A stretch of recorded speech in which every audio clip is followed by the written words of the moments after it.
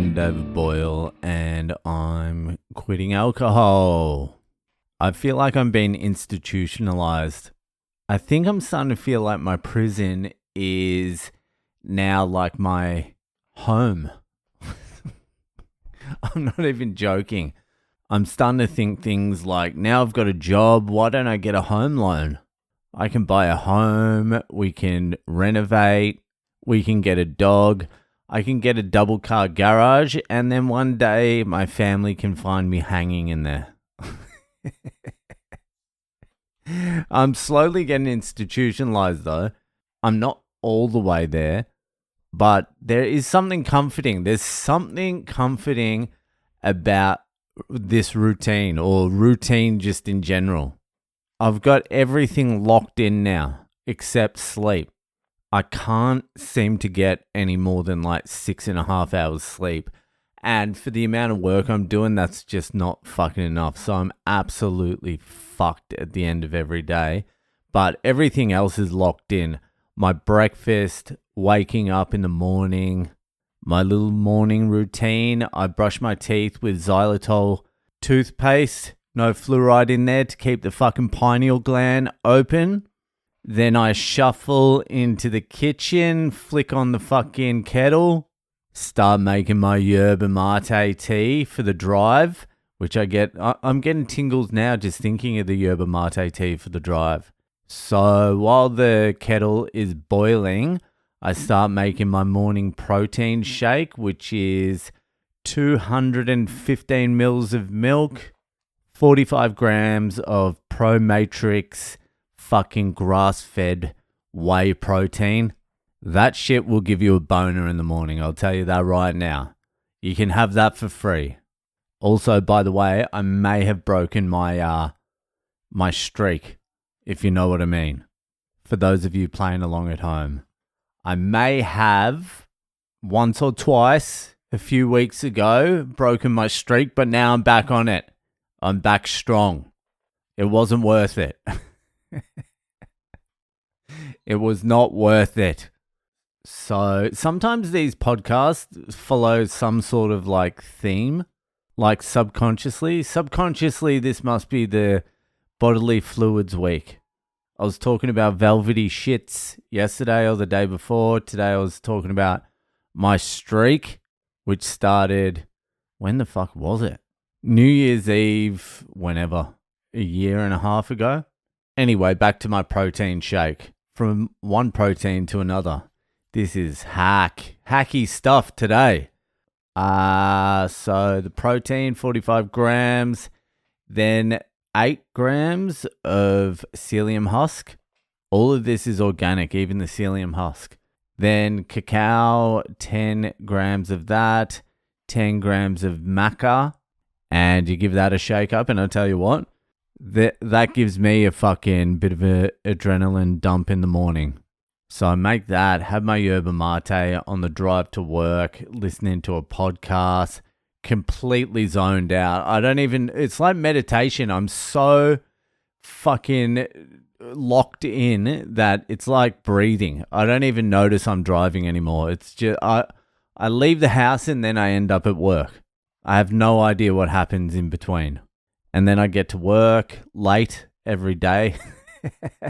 I plan it, not late for actual work, but you do these pre-start things where the bosses of the whole project tell you stuff, and I'm like, yeah, I'm not turning up to that.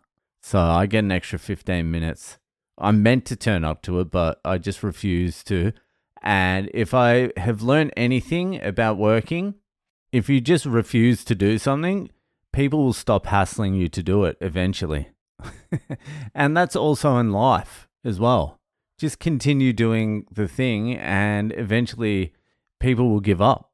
So I get there, a couple of jokes with the boys, get downstairs, fucking sign in. We all try and stretch it out. You only speak on company time, like to each other. You don't speak. This is what happens. So you work, you do like 5 or 6 hours, then it's lunch, and we all go into the lunchroom and everyone just jumps on their phone or just stares into the distance. No one speaks to each other except for the Filipino table. The Filipino table, which is like 6 or 7 Filipinos, they're all over there speaking to each other. All the rest of us, which is a smattering of different nationalities, just buried in our phone, not talking to each other, just trying to fucking absorb the hour, just loving it. It's an unspoken rule. Don't speak to each other during lunch. And as soon as lunch finishes, you can't stop us talking. We are chatterboxes. You can't even get us back to work. We're talking so much. You always talk on the company dollar. Don't waste your lunchtime talking to each other. That's crazy. So I could break this whole day down into like blocks now, and they're all manageable. My body's adjusted. I'm feeling fine. It's just the tiredness from not sleeping. But I've been thinking, I'm like, I could probably do this long term. I could push this out. I could work, send the kids to private school. They will have like virtually an absent dad for their whole life though, because I've only got those 2 hours at night. And that's not going to be happening because I need to be watching my kids like a hawk, steering them in the right direction. But I have been thinking these things and I'm just like, it's not happening. I can tell you this right now. It's not happening. I'm still 30K in the hole though. I haven't paid back a lot of the debt. I've been spending a fair bit of money, and I have also been putting a fair bit of money in investments. But I was speaking to my wife today while I was at work. You got to do it on the company dollar. I was up in the EWP, elevated work platform, like a scissor lift, but it was actually a knuckle boom. So I can get reception if I'm up a little bit higher. And I was messaging her and she's like, I want to leave my job. I'm like, I want to leave my job as well. Let's get the fuck out of here.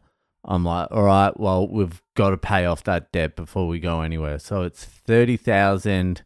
We've got 21 weeks before Christmas. And I don't know how the fuck I'm going to pay it, but let's see how it goes. And we're meant to be going to India at the end of the year as well, because my wife's sister is pregnant. And she's due in December. So there's another probably 10K down the fucking toilet. But we'll see how it all plays out. Anyway, at the moment, it's bearable. I've got a gig tonight as well. There's no room for fucking like writing material or thinking. It's just get through it. And then you adjust and you're like, all right, I can deal with this. But there's nothing left over. There's no mental space left over to do anything other than this podcast. That's it. I'm doing the gig tonight, but that is literally, I'm going there probably just to bomb, just to keep things rolling a little bit. I might cut down some hours soon so I can go back to jiu-jitsu and so I can gig properly a couple of days a week. Fuck, there's a lot going on. There's a lot going on. Anyway, that'll do for tonight, and I'll see you the fuck later.